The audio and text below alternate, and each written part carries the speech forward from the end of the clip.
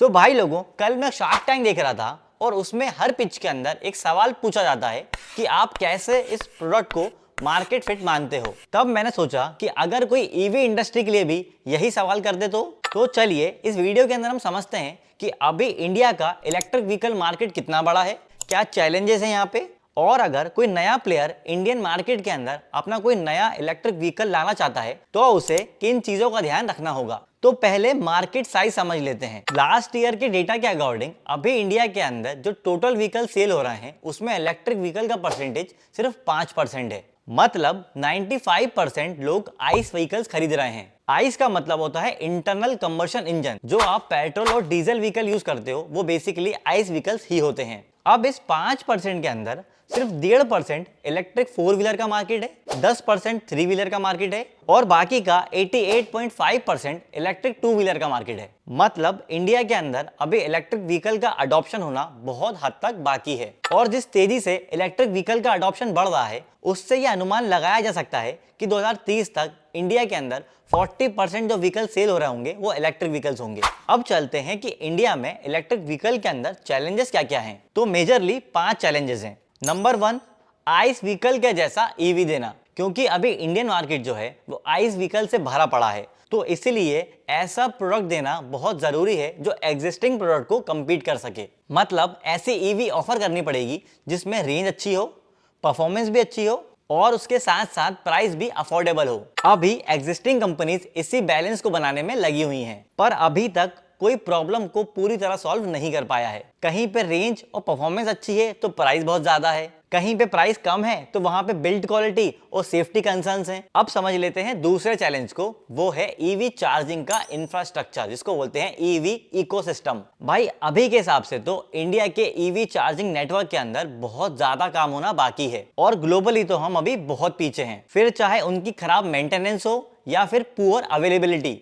On an average India के अंदर हर 200 EV पे एक पब्लिक चार्जिंग अवेलेबल है, जबकि यूएस के अंदर यही नंबर 20 ईवी का है। मतलब वहां पे 20 ईवी के अंदर एक पब्लिक चार्जिंग है और इंडिया में 200 ईवी के अंदर एक पब्लिक चार्जिंग। और चाइना के अंदर तो ये नंबर और कम हो जाता है क्योंकि वहां पे 10 ईवी के ऊपर एक पब्लिक चार्जिंग पॉइंट अवेलेबल है। इस गैप को कम करने के लिए स्लो चार्जिंग और फास्ट चार्जिंग दोनों ही चार्जिंग नेटवर्क को बढ़ाना पड़ेगा। ऐसा करने के लिए उन सिटीज में और हाईवेज पे चार्जिंग पॉइंट लगाने पड़ेंगे जहां पे अभी नहीं है, और जिन सिटीज के अंदर ऑलरेडी चार्जिंग पॉइंट्स हैं वहां पे उनके गैप को कम करने के लिए बीच में भी चार्जिंग पॉइंट लगाने पड़ेंगे। मान लीजिए कि दिल्ली के अंदर 25 किलोमीटर के बीच में 2 चार्जिंग पॉइंट अवेलेबल हैं, तो ऐसा कर दीजिए कि हर 5 किलोमीटर के बाद एक चार्जिंग पॉइंट अवेलेबल हो। बैटरी स्वैपिंग तो एक वरदान साबित होगा कमर्शियल यूज करने वालों के लिए, जैसे कमर्शियल 3 व्हीलर और last mile electric 2 wheeler delivery. क्योंकि स्वैपिंग बैटरी वाले व्हीकल सस्ते होते हैं तो खरीदते समय पैसे कम देने पड़ेंगे और इससे उनकी अर्निंग बढ़ जाएगी,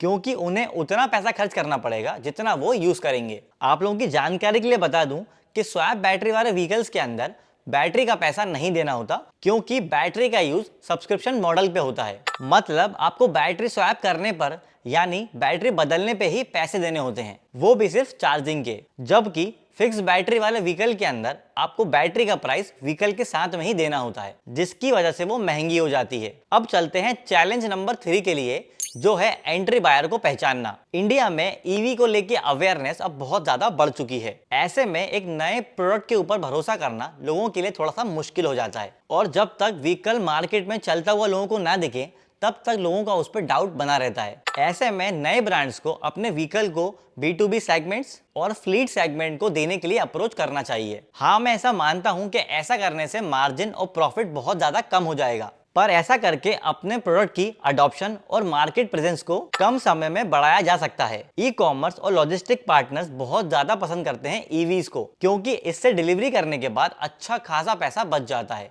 ऐसे में बड़े प्लेयर्स के साथ एक लंबी पार्टनरशिप अच्छा खासा मार्केट प्रेजेंस दे सकती है एक नए प्रोडक्ट को। अब चलते हैं चौथे चैलेंज की तरफ, जो है ऑपरेटिंग कॉस्ट। अभी बड़े बड़े ब्रांड्स भी सिर्फ मेट्रो सिटीज में और टियर 1 सिटीज में अपनी सर्विसेज दे रहे हैं, छोटे शहरों और गांव में अभी अवेयरनेस आना बाकी है और सबसे बड़ी दिक्कत है रेंज एंजाइटी की। ऐसे में आइस डीलरशिप का जो बिजनेस मॉडल है वो ईवी के ऊपर काम नहीं कर पाएगा, क्योंकि आइस डीलर्स को सबसे ज्यादा प्रॉफिट होता है सर्विस और स्पेयर पार्ट्स पे। ये कहना गलत नहीं होगा कि ज्यादातर डीलरशिप्स सेल्स फैसिलिटी से ज्यादा सर्विस और स्पेयर पार्ट फैसिलिटी से प्रॉफिट कमाते हैं, जबकि ईवी के अंदर सर्विस कॉस्ट कम होती है, मूविंग पार्ट्स भी कम होते हैं और बार बार स्पेयर पार्ट चेंज भी नहीं कराने पड़ते। इसलिए इसका रेवेन्यू भी कम होता है और इसकी ऑपरेटिंग कॉस्ट बढ़ जाती है। ऐसे में कोई एक ऐसा मॉडल निकालना होगा जिसमें ऑनलाइन लीड जनरेट हो सके, ऑपरेटिंग कॉस्ट कम हो जाए और प्रॉफिट मार्जिन बढ़ जाए। ऐसा करने से ही लॉन्ग टर्म में प्रॉफिट की उम्मीद रखी जा सकती है। अब चलते हैं पांचवे और आखिरी चैलेंज की तरफ, जो है सर्विस। क्योंकि एक इलेक्ट्रिक व्हीकल के अंदर आइस व्हीकल के मुकाबले पार्ट कम होते हैं, इसीलिए इसकी सर्विसिंग के अंदर कम खर्चा होता है। ऐसे में सिर्फ सर्विस के भरोसे डीलरशिप सर्वाइव नहीं कर सकती।